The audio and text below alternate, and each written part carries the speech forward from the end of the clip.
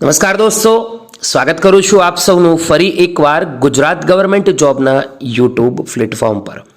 સરકારી ભરતીઓની પરીક્ષા હવે ધીરે ધીરે દોસ્તો નવા વર્ષમાં આવશે, તો જે કોઈ ઉમેદવાર સરકારી ભરતી પરીક્ષાઓની તૈયારી કરી રહ્યા છે અથવા તો સરકારી ભરતીઓની રાહ જોઈ રહ્યા છે એવા તમામ ઉમેદવારો માટે ફરી એકવાર ખૂબ જ મહત્વપૂર્ણ અપડેટ લઈને આવ્યો છું।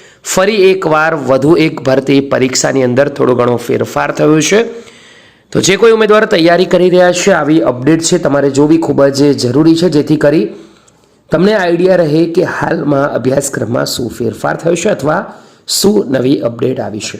ઇન્ફોર્મેશન તમારા સુધી પહોંચાડો એની પહેલાં આપણા યુટ્યુબ પ્લેટફોર્મને અને સાથે ટેલિગ્રામ ચેનલમાં એકવાર જોઈન જરૂરથી થઈ જજો। તો આજની જે વિડીયો છે તેમાં વાત કરીએ ફોરેસ્ટ ગાર્ડ, કહી શકાય બીટ ગાર્ડ, વન વિભાગની ગાર્ડની આ ભરતી પરીક્ષા છે। તેમાં પસંદગી પ્રક્રિયા છે દોસ્તો તે હાલ કંઈક આવી છે।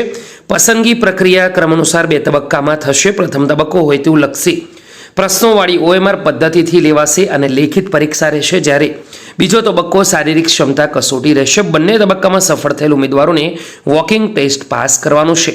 હવે દોસ્તો જે લેખિત પરીક્ષા છે તેના અભ્યાસક્રમ કઈ રીતનો છે, શું નવી અપડેટ આવી છે એની તરફ નજર કરીએ તો સૌથી પહેલા સેક્શન આવે છે સામાન્ય જ્ઞાન, જનરલ નોલેજ GK। 25% ટકાવારી પ્રમાણે 50 માર્ક્સ રહેશે। સામાન્ય ગણિત જનરલ મેથેમેટિક્સમાં 12.50% પ્રમાણે 25 ગુણ આપવામાં આવશે। ગુજરાતી ભાષામાં પણ સારા 12% પ્રમાણે 25 ગુણ, જ્યારે કુદરતી પરિબળ જેવા કે પર્યાવરણ, ઇકોલોજી, વનસ્પતિ વિષયક જ્ઞાન, વન્યજીવ, જળ, જમીન, ઔષધિ, વનસ્પતિ, લાકડું તથા લાકડો આધારિત ઉદ્યોગો, ભૌગોલિક પરિબળો 50% ટકાવારી પ્રમાણે 100 ગુણ, તો એમ થઈને 200 માર્ક્સની આ પરીક્ષા રહેશે। 200 માર્ક્સની પરીક્ષા, તેના માટે સમય કેટલો રહેશે તો કે દોસ્તો પરીક્ષાનો સમય 2 કલાક રહેશે।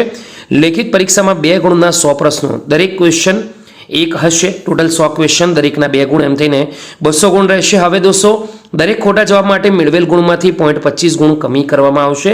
ખાસ ધ્યાન રાખો, નેગેટિવ માર્કિંગ લાગુ પડશે। લેખિત પરીક્ષાનું પેપર છે તે ગુજરાતી માધ્યમમાં રહેશે। તો આ છે દોસ્તો મહત્વપૂર્ણ અપડેટ, તમારા માટે જરૂરી માહિતી। આશા રાખીશ કે આ અપડેટ તમને ગમી હશે। ગમી હોય તો એકવાર વિડીયો લાઈક કરી દેજો। ફરીવાર મળીશું, ત્યાં સુધી ગુડ બાય, ટેક કેર, જય હિન્દ।